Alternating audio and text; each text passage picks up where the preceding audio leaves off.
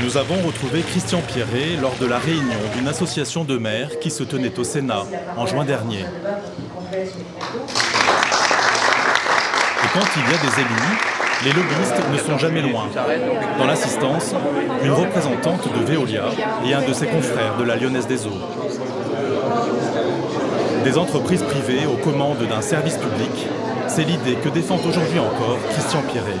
La gestion de l'eau, c'est pas faire un trou, mettre un tuyau et amener l'eau d'un robinet, c'est très technique. Je défends la gestion déléguée dans la plupart des cas où, n'étant pas des techniciens nous-mêmes, nous avons à déléguer cette gestion et à faire confiance aux entreprises.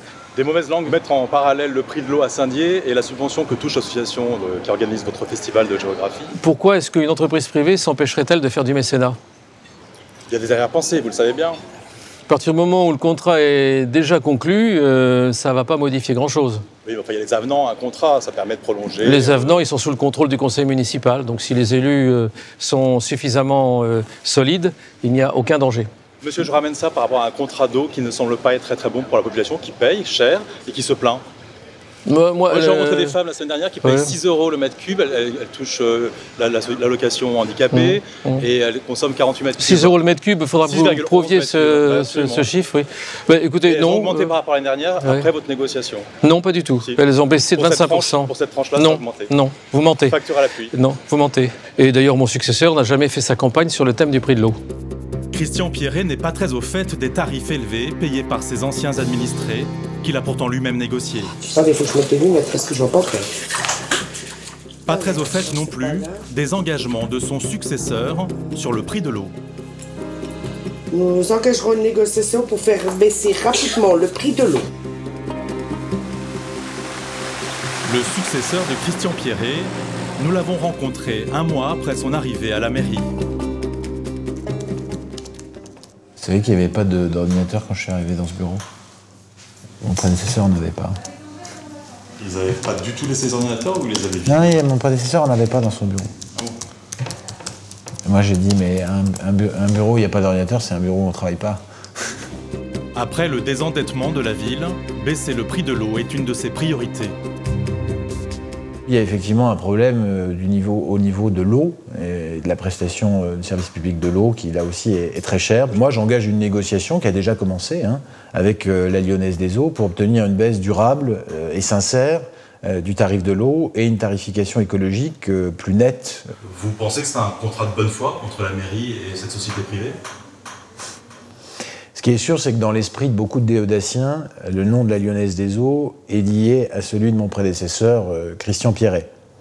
À tort ou à raison.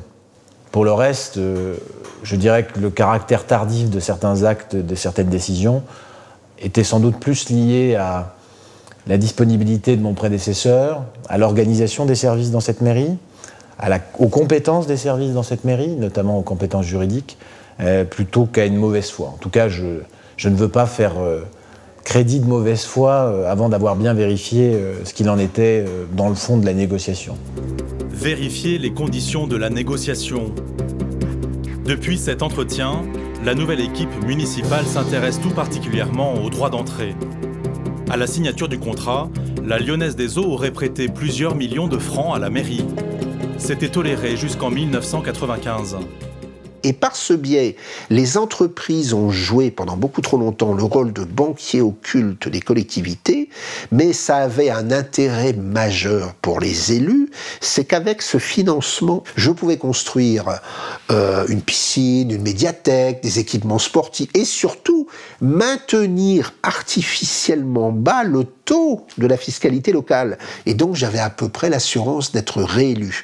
Et ça s'est fait de manière massive partout, mais comme moi, entreprise qui va faire ce cadeau à l'élu, à la collectivité, je ne suis pas une ONG, donc je vais récupérer cet investissement en augmentant le prix de l'eau sur toute la durée du contrat sans que l'usager le sache.